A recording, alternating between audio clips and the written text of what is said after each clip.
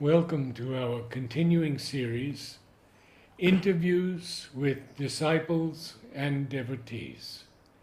Today, it is a great honor to have Ananda Reddy with us. Namaste, sir. Namaste.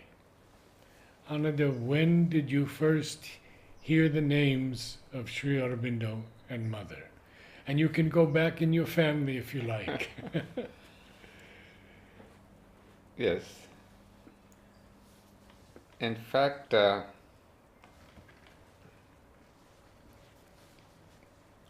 came to know of Sri Aurobindo and the Mother because my father was already connected with Sri Aurobindo and the Mother. And in fact, in 1949 and 48, my father had seen Sri Aurobindo, had come here for this darshan. Of course, I was born in 47, I hardly knew anything about Sri Aurobindo. So as I grew up, my father had decided that he would like his first child to be brought up in the ashram. So when I became around 10 plus, although it was a bit financial difficulty for him in those days, salaries weren't too big, but still he said, this is the right time to put my child in the ashram. You know, I heard your father speak in Los Angeles. Los Angeles, yes. So he had done his PhD, one of the first PhDs in Sri Aurobindo's philosophy. Oh. And the beautiful thing is, he offered his PhD to the mother. And the mother gave her blessings on the first copy of just the printout, not yet published. Which only meant that he was really deeply already turned to Sri Aurobindo. And he decided to bring me and admit me in the ashram school. And frankly, I did not know anything about Sri Aurobindo. The first contact was obviously with the mother, because when I was put in the boarding hostel, what we used to call Kanpatram boarding, that is to be where the cottage is these days. So I was put there, and of course my parents went back to Hyderabad. So my first meeting, if I can remember, was seeing the mother at the balcony. I didn't know anything about the mother till then, not that I knew much afterwards. But it was in the atmosphere that everyone was going to the balcony darshan. My guardian who was in charge of the Kanpatram boarding, she used to say, hey Anand, you must go to the balcony darshan. And this was the 6:15 in the morning? 6:15 in the morning. So, not knowing anything about her, I said, fine, we'll go and see the mother. And I had a room partner who is now in charge of the school administration, Ravi. We used to be boarding mates. Oh. So we decided that every morning we'll go. So nobody to wake us up or nothing, but still the will was there, we should go. So the previous night when we came back from the group, I think we slept in the same group shorts, the green shorts or the white shirt. Mm-hmm. And, we didn't have a guardian to say, take a bath in the evening, put on a nightgown, night dress, nothing. We were quite left to ourselves. But in the morning, somehow we made an effort, and we got up by 5:45 or so. We hardly brushed our teeth and ran to the balcony. Because imagine 6:15 was the time, so. And we didn't have cycle, we had to walk down. Those days, no cycles. So we walked and ran, we walked and ran, somehow we used to be there in time. Sometimes when we became a bit late, you know, we maybe overslept. What we did, if you remember Pondicherry topography, we used to come from the canal street. So from the canal street, we could see the balcony, where we just take the canal street turning towards the balcony road. Mm-hmm. So we said, if we become late, at least we can get a glimpse of her, because from far. That was not too many times, but we did manage to see her. But when we were on time, we came and I had a particular fancy to sit near the garage, the garage under the balcony. I did too. You did. No, but I think our reasons were different. Mine was to be under her feet. I was not yet such a devotee. Mine was to be next to Amal Kiran. Ah, Amal Kiran used to stand just below the balcony. And one thing got stuck in my mind. He's a VIP, a very big devotee and very well known. So mother would surely look at him. And if she looks at him, I'm a tiny tot beside him. She will look at me, surely. So that was my only logic, to make sure that she looked at me. Otherwise, not because of aspiration or anything. So that was my mind set up, you know. and where did Ravi stand? Ravi, I don't know. Then we He- dispersed maybe. Okay.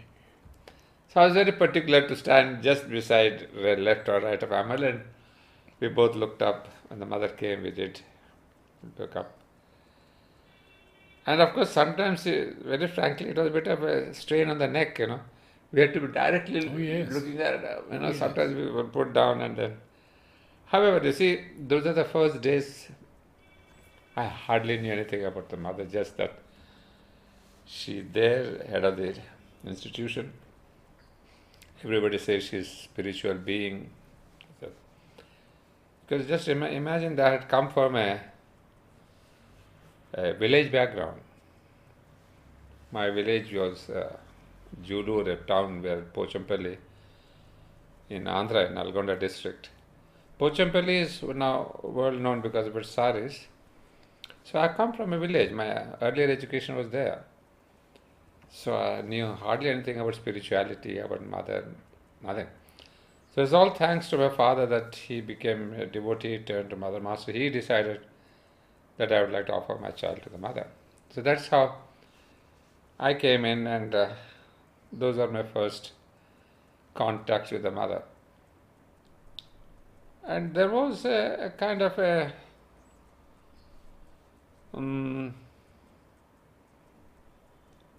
the recognition of the mother, the devotion to the mother started coming very slowly, gradually. Because it was almost from zero to whatever level I am at present. I'd never heard of the mother, no devotion, no bhakti, nothing. But it was a kind of a clean slate. So that was my advantage. So mother could write on me whatever she wanted, whichever message she wanted, the way she wanted me to grow. So it was all left to her. It was a blank sheet, mentally, vitally, physically. And yes, we were supposed to go to the group, but so both Ravi and myself used to go to the group. But at the balcony darshan, the interesting thing was, it was more a children's game, you know, more than a devotional aspect. That is, as soon as the mother withdrew from the balcony, so we used to see withdrawing, first she would take out her hands from the parapet. So the moment we no more saw the hands, then we knew she had, but she used to go very slow. She took another 3-4 minutes to withdraw from the balcony area into her room. But we as children, what we did was, we didn't wait for the mother to really withdraw from the balcony and get back into her room. So we took quick steps. Although others were still looking at the mother, we ran through, came around to the main gate of the ashram, went inside the ashram, and stood near the samadhi, where there was Diman Bai's room. Because at that spot, by the time we reached there, the mother would come slowly inside, and there's a window above Nirod Baran's room, the big window. Right? And she used to arrange flower vases there. So our anxiety to get one more glimpse of the mother. So we ran and then we saw their mother again.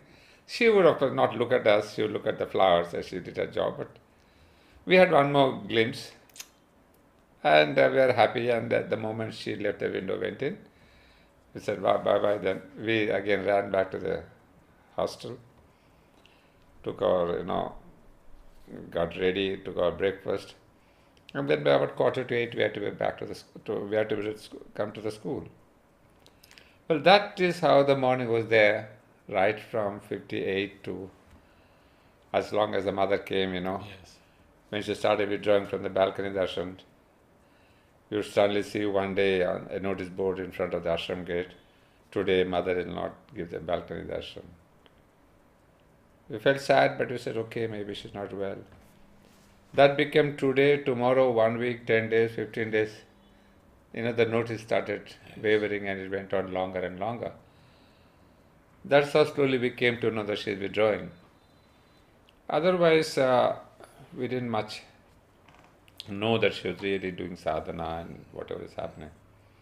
Because as a 10 plus 11 years old child, I started enjoying the life pattern, the school, the group, the company, the friends. Like any child, I was more a child of the ashram school. I'd like to digress for just a moment. Yeah. If my beloved friend Ravi has always refused an interview, could you say a few words about him, because you knew him so well? Yeah, he was always a bit shy and reserved. And of course, I wouldn't say I could have guessed that at that time he would refuse an interview. But he's definitely less spoken, but we liked each other very much. We're really good pals. But as he grew up, I think he did not have too many friends around. So we were myself and a couple of others from the hostel. And what happened was within a couple of 2 years or something, or maybe 3 years, I left the Garbhadram hotel, went to another boarding and went to another boarding. That's where I lost contact with him. Afterwards in the classes we go different. So not that I was with him for a long many years. So that was Ravi, and later on, long many years later, when I built Sakar and I said, Ravi, come and see what your friend has done. So at that time he refused. He said, no, Ananda, I don't go anywhere outside my periphery of the ashram, school, dining room.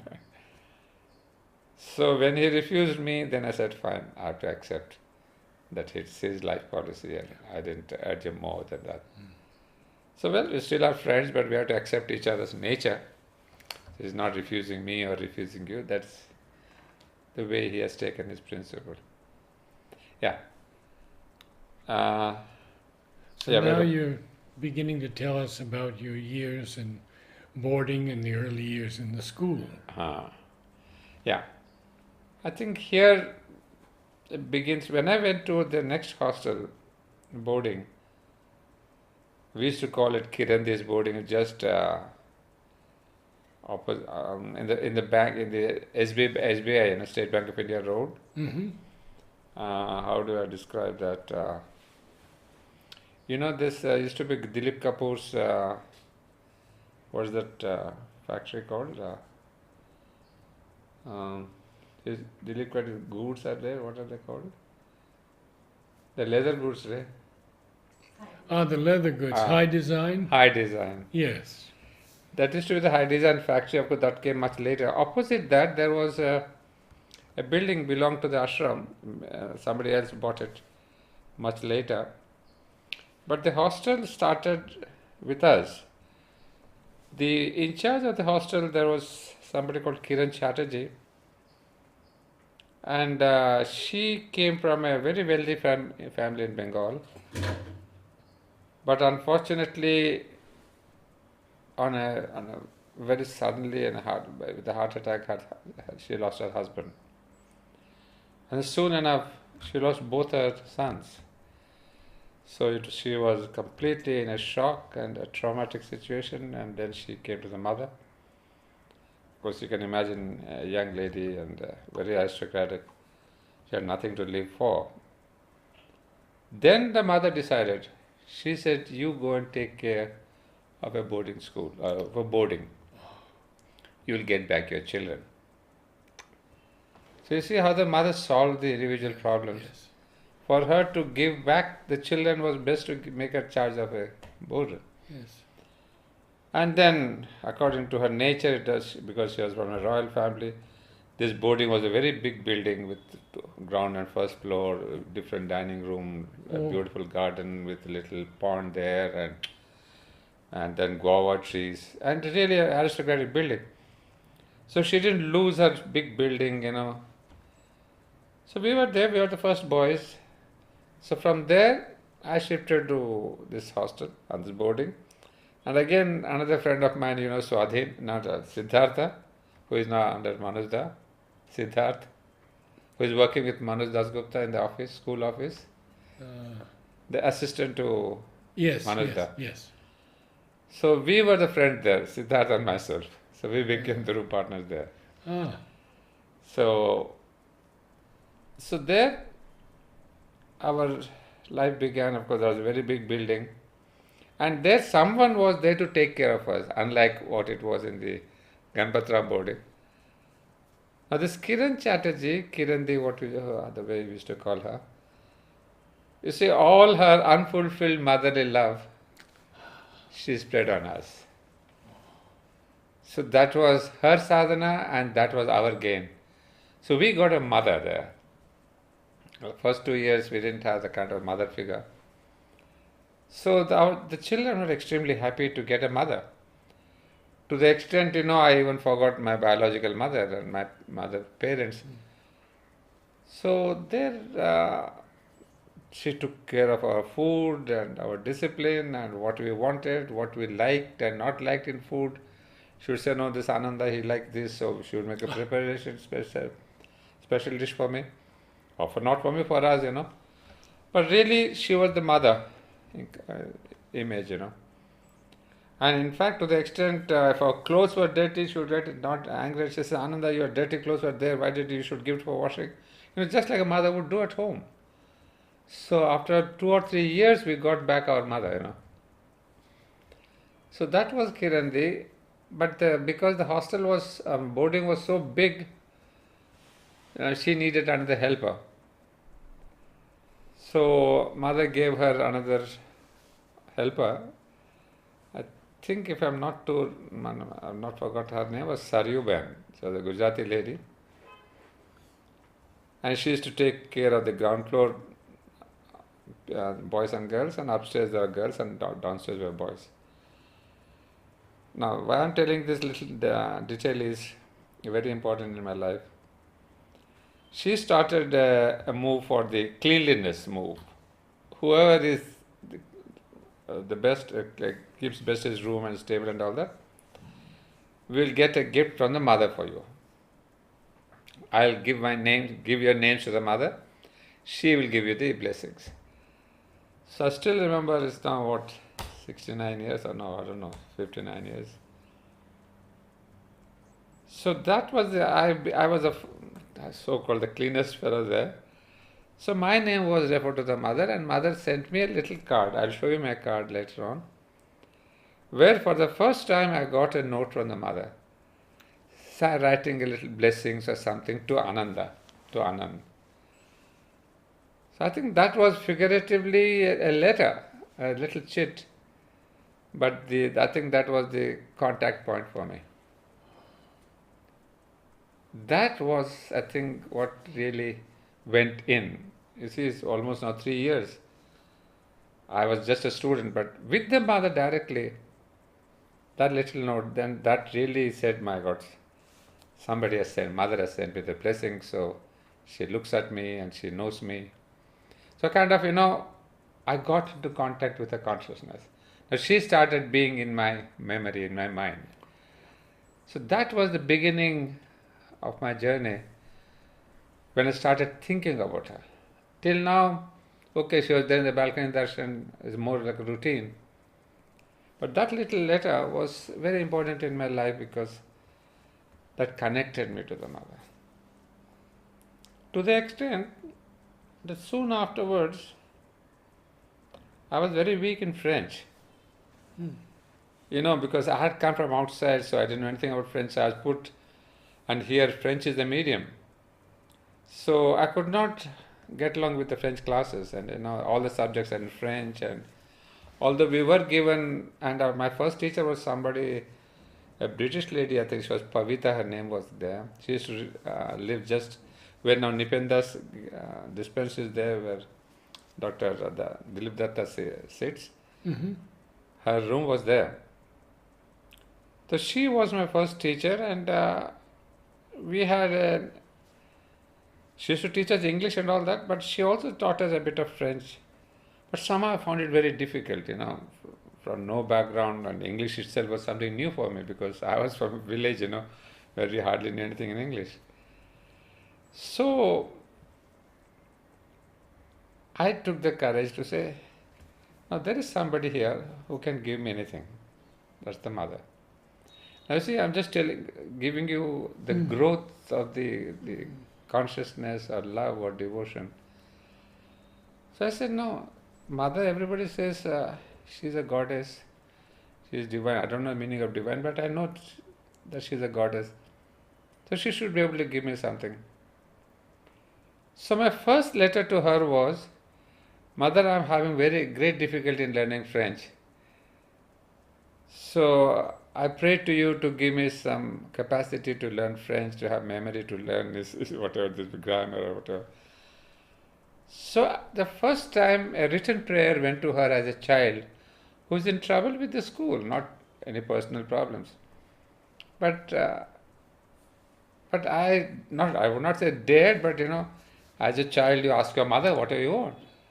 And here is the mother, she can give, it seems. So I shot out my first letter saying, Mother, I'm very weak, can you please help me to learn this language? And Pat came her answer with her blessings and with a little blessing packet.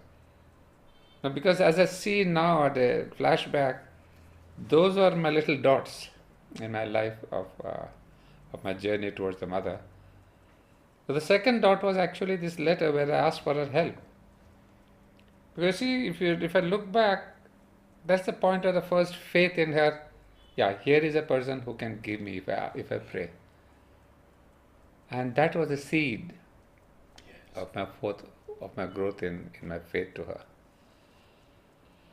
And after that, of course, on the school side, I grew up from one class to the other.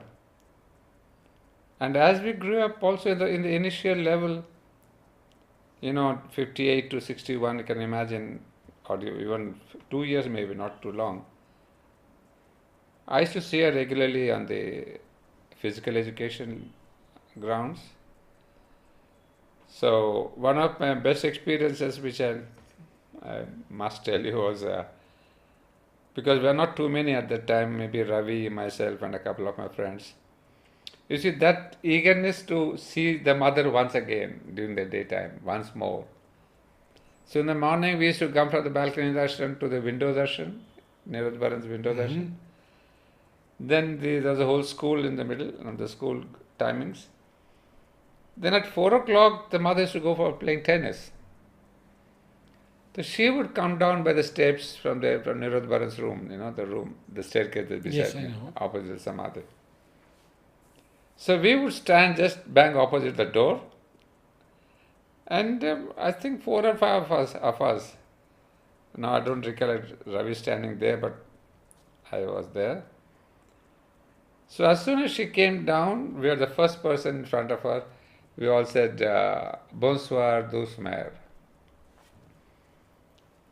And she would walk on that platform, and we were below. So she would just tap on her head. She would say, Bonsoir, mon petit, bonsoir, mon petit, bonsoir, mon petit. Each one of us, she tapped on her head. It's not that, Bonsoir, mon petit, comment allez-vous? It's not that. I mean, you see, now I can trace back her footsteps in my life. This is how she built up the faith and the love and the devotion, not by teaching or asking us to read Savitri or Life Divine or Synthesis, nothing. But here she was there, and as a child we needed a module, we needed an inspiration, Yes. not a book or a text. In fact, with Life Divine and Savitri, I came long back, I came into contact with them only at the higher course level. Until then, we were not even, we were aware of that, but nothing of a living presence, this book, that book. Even in fact, Shravanda comes later in my life. Because as a child we needed the mother. How did your French improve? Oh, the French, well, obviously somebody did something. Yeah, that is what is nice to see. I could cope up. It's not that I was very brilliant, but definitely it improved. There was no more this mental tension and I can't and I'm unable to do. I improved. I could come to the level of expectation for my standard. So going back, the mother would say, Bonsoir Napati, and then she would tap each one of us and she would walk into the garage and she would go out of the garage into the balcony street where her car is waiting with Pavitra, the driver. I think Pranab Das, somebody would open the door, she would get into that. And she would drive away to the tennis ground. So what we did, we almost ran behind her because we had to catch her again at the tennis ground. So sometimes when we had cycle, we used to go before her, in fact. Or sometimes we wouldn't come to the staircase. We would go directly to the tennis ground and see her there. I mean, all ways and to see her again. It's just that, why do you want to see? Not that you have a prayer, not that I have something to ask for. No. As I always tell my students and youngsters, why does the sunflower want to see the sun? And it moves wherever the sun goes. Yes. Right from morning, east, middle, west. It is in His presence. So I always felt our life was like that, wanting to be radiating or to face to her. So we wanted to see her again at the tennis ground. And sometimes we would receive her when she got out the car, then we are there already in front before she went, Or sometimes because maybe we came to the tennis ground before her. However, we received her again and said, Bonsoir, douce-mère. Oh. You see, bonsoir, douce-mère, this bonsoir is, it's a lot of hindsight, but that's how I recollect. Now that you're asking me questions, I see, as I'm telling, those were her footsteps coming close to me. So each of these bonsoir, douce-mère, and then her response were really the response of the divine. And then, of course, she would go to play the tennis. And sometimes we used to sit there till about 5 o'clock because from 5 o'clock our group would start. We had our football, basketball, long jump. The tennis ground was our athletics ground because there was long jump, high jump. Then there was boxing and wrestling, so everything there. Right. So that was the only ground we have for us, the whole ground. Because the sports ground came much later in our life. We were as kids, tennis ground was our full thing. We had athletics, we had combatives, we had games. And for gymnastics, we came to playground. So when we saw her play, and that was a very sweet vision that I still keep in my memory, very active. The way she was quick in her steps, strides, not too big strides, but take quick steps towards the ball. And then the opponent used to give her the ball maybe 3 steps or 4 steps away from her. So she didn't have to run to get the ball. She just took 4 or 5 steps and then she would respond.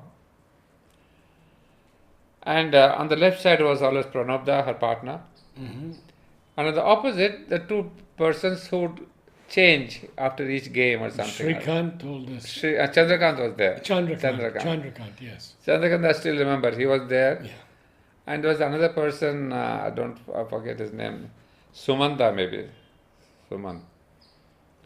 So the opposite people, we didn't know much because we were all kids and only we saw Pranabda and mother. So at 5 o'clock we had to rush back to our group, so we can't be late there. So that's how we got a glimpse of the mother playing 15-20 minutes or half an hour sometimes, because we had to combine everything and seeing her and going to the group on time and all that. That was one thing at the tennis ground. And I remember one or two more things at the sports ground. When we grew up a little, maybe I came to group B. This group A was in the tennis ground, A meant green group. Group B, the red group, we could go to the tennis sports ground. And there, I still remember mother measuring my long jump. When I jumped on the pit, somebody would take the measure how much it is, and the mother would stood right on the border of that. So against my name, Ananda, so many meters. I said, my God, mothers, these are those little personal things, She was not yet the divine, nothing. She was just my mother looking at me and then taking measurement of my how much I jumped, how long and how high. She saw my jumping my high, what do you call it? What a long jump and high jump. And one very beautiful thing still stuck in my soul's memory, I would say. I was doing the 100 meters. And the only aim in the 100 meters was to touch the rope first, not to become first, but because she was holding the rope at the end of the race, the 100 meters. Because there was one side, mother would hold the string, and the other side, I don't know, Pranab or somebody. But the joy of it was, because she's holding the string, I'd like to touch that first. No idea becoming first, gold medal, nothing. Because mother used to hold the string. And once I still remember with my anxiety, just a few steps before that I fell down. And that was my sad point, that I couldn't touch the string when the mother was there. This is a small thing, but the curiosity, anxiety, the aspiration to be with her, to see her, to be around her. So that's how we grew up in the physical education. After 61, she didn't come down to sports ground. 59 end and 60, 61. However, I had a very beautiful year and a half with her in the physical education. Before me, you must have heard so many people, they were there daily with her. But I was one of those last batches where we could see her in the physical education grounds. After that, she saw me wrestling, she saw me boxing, and I used to wonder, I said, look at mother, she's looking at us. And later on, I came to read and came to know that watching us was really giving a force into the physical, force into the vital age, not just watching us who is the winner, not winner. And going back to sports ground, one little more detail.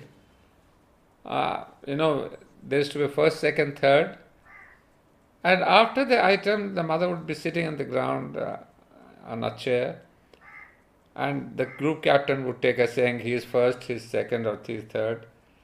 The third would get 1 toffee, second would get 2 toffees, first one would get 3 toffees. Those are the Ganpatram toffees, yes. Cashew, what is it called? Barfi? Was it barfi? Not the barfi, cashew toffee. Cashew toffee. So those are made by Ganpatram at the cottage. The cashew toffees are wrapped in a white cellophane paper. So that was a great prize. The gold medal, the silver medal, and the bronze medal was 3 toffees, 2 toffees, and a single toffee. And once I remember I at least got a bronze, that means 1 toffee. But those are etched in my soul's memory that I received that prize from her. That's how, when I grew up later on and I saw kids wanting to have prizes, I said, look, what's the big, because mother never believed in getting prizes or giving prizes. She said, no, this is your best you have to do. What's the question of a prize if somebody gets gold medal? So in my school at Hyderabad, at Auroville, I said, no, because we grew up with the joy of giving to the mother or offering to the mother. However, that was the principle, but no, nowadays things have changed. So that's how, on the sports ground level, I didn't have too many years to be under her, but those are my few of my memories. But you would see her for your birthday. Huh. You see, those days, yes, in spite of seeing her so many times, birthday, of course, we used to go. Yeah, it's good you asked me because I should tell you something on that. The birthday, we used to go to Ashram Flower Room, Mm-hmm. and there the in charge person, I forget his name, that he knew today is my birthday because they keep the calendar. So they would keep special bouquets for us already, saying that 1, 2, 4, 5, 7 people are there. And with a little name plate, they would say, this is. So they're the same flowers grown in our ashram gardens. Mm-hmm. And whatever is the meaning, there's exactly the same bouquet in each bouquet, the same number of flowers. So as soon as we went, we said, Dada, it's my birthday. Ha, Ananda, Yeshor. And he would give me a bouquet. And with that bouquet, we went to the mother. And we were there, now I can imagine the simplicity of life we had as compared to the boys and girls of the present days. It was a birthday, so I must wear my best dress. And the best dress was an iron shorts. For that day, my shorts and shirts were ironed. The rest of the time, we didn't bother, they were ironed or not ironed.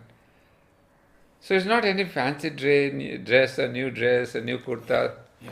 Just that day it must be a clean one with a little bit of ironing, So I still remember we were so proud that, okay, today is my dress is iron, Well, we went to the mother. The same system was there. That is, we used to sit down and then Champaklal would call from the window and turn by turn we went up. And, before going, we have the Mother Pandit's office is still there. Mm-hmm. And I had made, in fact, that was a bit of an imitation of my father. We used to buy a photograph from there, from Mother's office. And whenever we went there, after doing the pranam and all that, we would request the mother for a signature. So it was my birthday, so she would refuse anything. So whichever photograph, I got all my photographs at home signed by her because of this birthday gifts, So that is one thing.